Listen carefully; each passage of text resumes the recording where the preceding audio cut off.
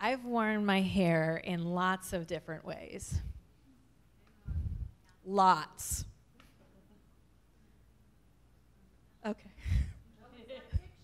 Okay, trust me. Lots of different ways. Long, short, curly, straight, bangs, no bangs. I had a perm in 7th grade. That was a mistake. Used Manic Panic to dye my hair magenta. But about 6 months ago, I chose a new do, a dramatic change. I shaved my head. I chose baldness, and my daughter, Gianna, inspired me to do so. So about 15 years ago when she was born, she had a little bit of hair on her head like most babies do, and as she grew older, it grew longer and curlier and thicker, and she loved to have it done up with bows and clips. But when she was just about 2 years old, I noticed a smooth, quarter-sized patch of hairless skin on the top of her head, and I said, "What's that?" "Okay, I'm calling the doctor." And the doctor said, "Come in, have a look." The doctor looked and said, "I want to run a few tests, but it looks like alopecia areata." And that's an autoimmune condition in which the immune cells attack the hair follicles, causing hair loss.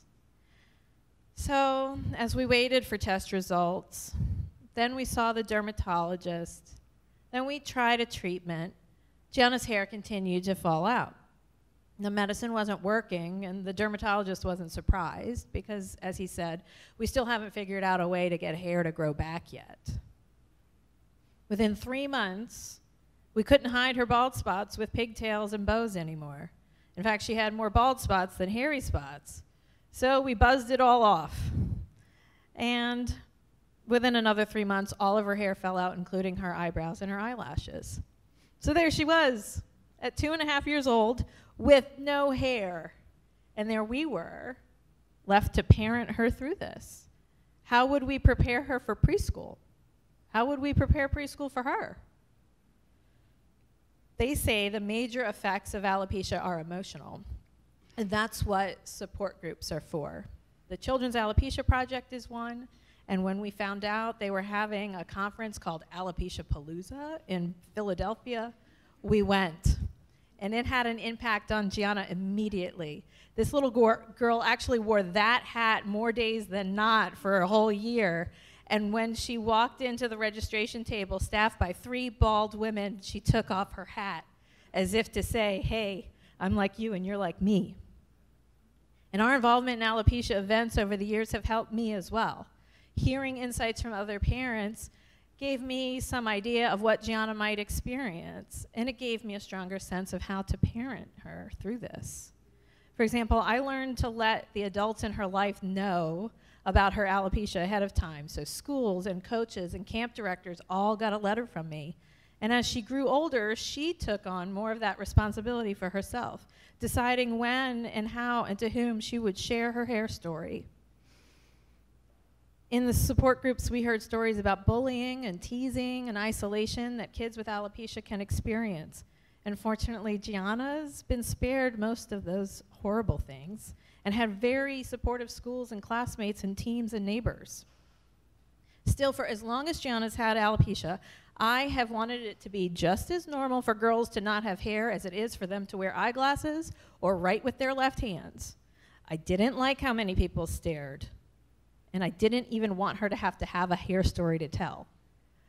So about 6 months ago, that grew into an urge to shave my head, and I asked Gianna, "What do you think?" And she said a version of, "You do you, but I kind of want you to do it." So that night, my mind raced. If I do it tomorrow, it'll spoil Audrey's birthday celebration. So I'll wait till next week. But no, there's that big event with all those polished networker types, and I don't want the attention. Okay, so it's going to be during spring break then, when I have a week where nobody will see me. Wait. Clearly, I still had an attachment to this idea that hair has special meaning about worthiness. But hair is fun and beautiful and a means of expression, and attaching that to worthiness is limiting and harmful. So what if baldness was a common aesthetic choice for women? Maybe people would stare less often. Maybe they would see Gianna's spirit first instead of her hairdo. Maybe they would extend that grace to others and even themselves.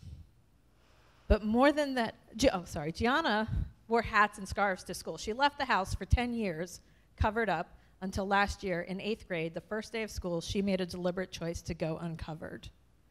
In a sense, she was choosing baldness. But more than that, what she was choosing to do was go fully into the world, comfortable with herself and proud of her whole self. It's just something I hope for all of us, no matter what grows or doesn't grow from the tops of our heads. Thank you.